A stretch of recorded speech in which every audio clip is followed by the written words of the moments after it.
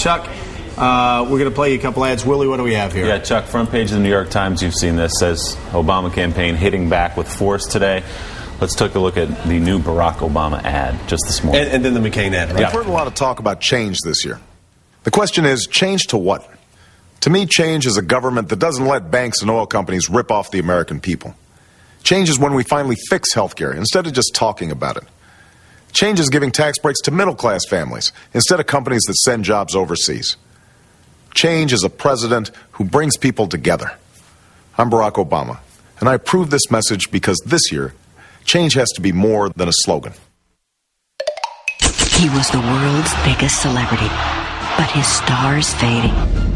So they lashed out at Sarah Palin, dismissed her as good-looking. That backfired, so they said she was doing what she was told. Then desperately called Sarah Palin a liar. How disrespectful. And how Governor Sarah Palin proves them wrong every day. I'm John McCain, and I approve this message. The disrespectful part, I mean, it's all made up. Which part of that's made up? Yeah, it's not. Well, No. Joe Biden called her good-looking. Barack Obama accused her of lying. I mean, it's not made up. It's juxtaposed in a way that lines it all up back to back. But how disrespectful voice. That's what women across America, certainly that I've talked to, are saying. So, I don't know, Peggy, it seems to me that they're getting the better of the Obama people. They have a feeling of urgency in their ads. That was an urgent ad with the music, with the voice. Isn't this terrible? Disrespectful. Can't you send us money? We can fight it. There's urgency there. And with Obama, he's not saying what I'll do. He's not saying what my plans are. He's defining for me what changes. That's a little too passive. It's lovely, it's attractive, it's calm, it's adult, and it's passive. And it's passive. And Chuck Todd, it's what Michael Dukakis did in 1988 and what John Kerry did in 2004 while they were accusing a Vietnam veteran of lying about his war record. Well, I'm just trying to figure out at what point does the FEC tell the McCain campaign that John McCain can no longer approve ads? Sarah Palin has to be the ones that start approving messages. Because it is amazing to me.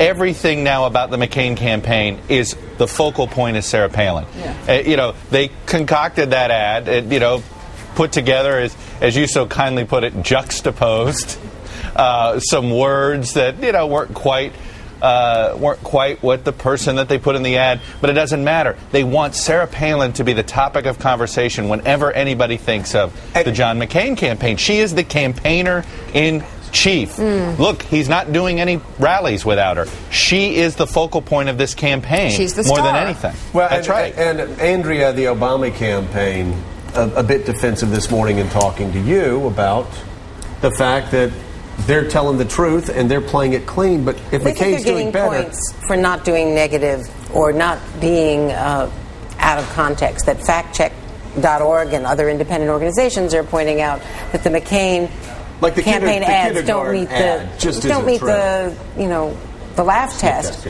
and they think that independent voters, the key group, Chuck, you know the numbers on this, that independent voters don't like the negative ads with the urgency. The question is, are they effective? Chuck? Hey, Joe? Yeah.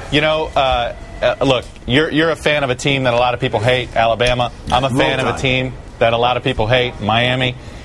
And I've, for 20 years heard about, Miami does this, and when they're in huddles, they punch guys underneath and, don't do, and they're not, they're playing a little bit dirty or they're doing this. Right. And they won championships. They win. They won a lot of them. Exactly. I mean, look, And Chuck, another point, Nick Saban lied to the media, left Miami, came up to Alabama. Everybody in the world hates him except me and Alabama fans who say, you know what? Hate him all you want. We're going to win 2 or 3 national championships. I don't know about that. Republicans, but, they are. And they're going to kick Miami in doing it. But Republicans know how to win these campaigns. Look, it's the Al Davis. Democrats Just when whine. the idea that the idea that the Obama campaign is sitting there going, oh look, there's an LA Times clip today about all these fact check sites, and then there are like 3 or 4 different things. There's an AP story by Chuck Babington this morning about how it is all the different ways that McCain has twisted facts or something and to hit Obama, and he's getting away with it. But if the Obama campaign has an issue with it, they're going to have to directly go on the air. They can't sit here and say, oh, look what the LA Times said, or look what the Associated Press said. Just because a team throws more flags on you, sometimes a team that gets the most penalties still wins. Well, also, I think it's clear to point out that some of these ads by the McCain campaign are untrue.